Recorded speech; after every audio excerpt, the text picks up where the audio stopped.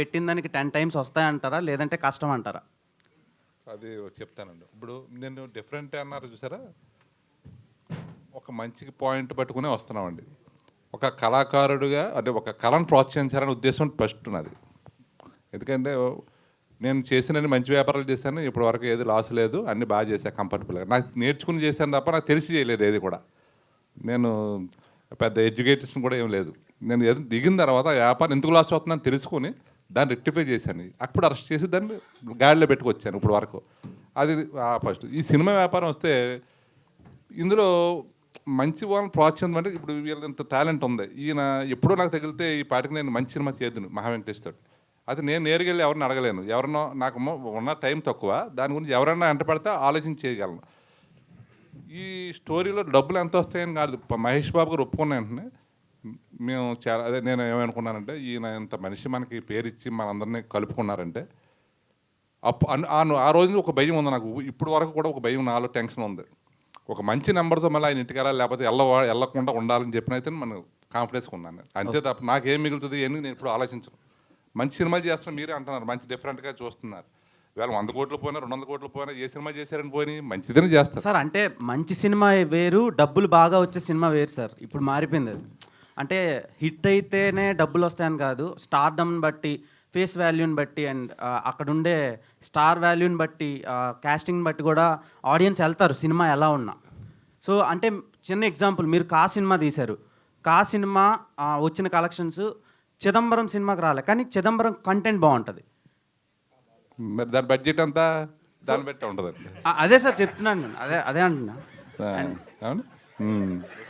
So so మీరే చెప్తున్నారు కదా సార్, సింపుల్గా చెప్పేసి వెంకటేష్ మహా గారు చెప్పండి. సో అంటే క్యాప్ ఇద్దాం. నార్మల్గా ఇలాంటి సినిమాలు చేస్తున్నప్పుడు ప్రొడ్యూసర్స్, డైరెక్టర్స్ని బాగా ప్రెజర్ చేస్తారు. అంటే ఎంత బడ్జెట్ పెడుతున్నాం, ఎంత ఎక్కువ casting, larger than life cinema కదా, పార్ట్ 2 ఎక్స్టెన్షన్ ఏమైనా ఉంటుందా, లేదంటే తీయడానికి ఛాన్స్ ఉంటే బిజినెస్కి బాగుంటుంది కదా అని. సో దీనికి ఎలా ఉండబోతుంది సార్? దీనికి పార్ట్ 2 అయితే ఉండదు, ఇది సింగిల్ స్టోరీ అంతే. Thank you sir. అంతేనా ఆన్సరు? చాలా ఓకే. పార్ట్స్ ఉండవు, ఇది ఒక సింగిల్ చాప్టర్ మాత్రమే. అండ్ ప్రెషర్ అంటే కనుక వీళ్ళు Sharath and Anurag first script చదివారు. సో అది చదవటం వల్ల వాళ్ళ ఇమాజినేషన్లో ఒకటి సెట్ అయింది, ఒక బొమ్మ కనబడింది, సినిమా తీద్దాం అని చెప్పారు. స్టార్ట్ చేసిన తర్వాత ఏమంటే కమల్ హాసన్ గారికి సినిమా చూపిస్తున్నారా? ఖచ్చితంగా sir. He will be so proud, he will feel so you know ఏమంటారు, చాలా గర్వంగా, ఏమంటారు సార్, ప్లీజ్ సార్, నాకు నిద్ర లేదు అసలుకి, కొంచెం సైలెన్స్ ప్లీజ్. ఆయన చాలా గర్వపడతారండి ఈ సినిమా చూసి. యాక్చువల్లీ రీచ్ అవుట్ అయ్యాము, ట్యూస్డే దాకా ట్రావెల్ చేస్తున్నాం అన్నారు. Once he's back will try to show him. Venkatesh గారు సింటిలేటింగ్లీ, క్యాప్టివేటింగ్లీ బ్యూటిఫుల్. అదే ఇంతకి అయిపోయిందా? ఆ రోజు మీరు నాకు thank you, etched in my mind. Yes, it has to be. Tomorrow it will happen for every audience. Thank you, sir. Thank you so much. And in few more hours again we are going to meet in a blockbuster success meet tomorrow in the afternoon. Most probably, hopefully. ఇప్పుడు మీ ఇద్దరు both of you can answer this question. Is it going to be a stepping stone in your career or a milestone?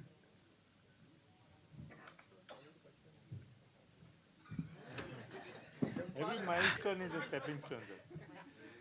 ఎవరి You have to step that. అంటే దాని difference చెప్పగలుగుతారు sir? Stepping stone అంటే ఒక success వచ్చింది, పర్వాలేదు, యావరేజ్గా పర్వాలేదు, బాగా చేశారు, we can do another film with this. మైల్ రాయ్ సార్, మైల్ రాయ్. అది నేను అడిగింది. మైల్ స్టోన్ అంటే ఇంకా అవుట్ స్టాండింగ్ ఒక హిస్టరీ క్రియేట్ చేయడం. మైల్ రాయ్ సార్. మైల్ రాయ్. Yes sir. Good. So again మీరు ఎత్తుగా కట్టిన మైల్ రాయ్. Very good. మీ అందరూ పడ్డ కష్టానికి, మీ ఫెయిత్కి, మీ తాలూకు అప్లికేషన్స్కి అన్నిటికీ కూడా రేపు మంచి క్రౌన్ లభించి పెద్ద హిట్ అవ్వాలని కోరుకుంటున్నా. Thank you sir. Venkatesh garu thank you sir. ఒక్క సెకండ్ సార్, ఒక్క సెకండ్.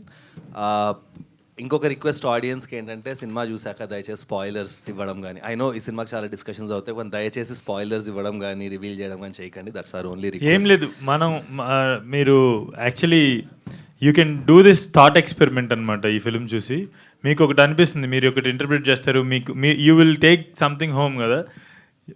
మీరు ఎవరికైనా వెళ్ళి చెప్పండి, దీని గురించి డిస్కస్ చేయకుండా సినిమా చూడమని చెప్పండి. వచ్చిన తర్వాత థాట్ ఎక్స్పెరిమెంట్ చేయండి. వాళ్ళు చూసినవి మీరు చూసి ఉండకపోవచ్చు, కొన్ని మీరు గమనించినవి వాళ్ళు గమనించి ఉండకపోవచ్చు, లేదంటే మీరు ఏదైతే గ్రహించారో అది వాళ్ళు వేరే ఏదైనా గ్రహించి ఉండొచ్చు. Which will actually make this film purely అంటే ఆ క్వాలిటీ ఉన్నటువంటి pure psychological drama. This film is not just a psychological drama on screen, it will actually become a psychological drama once you finish watching this and start discussing with your friends. ఖచ్చితంగా థియేటర్లో చూడండి, ఎందుకంటే కని విని ఎరుగని విన్యాసాలు చాలా ఉన్నాయి.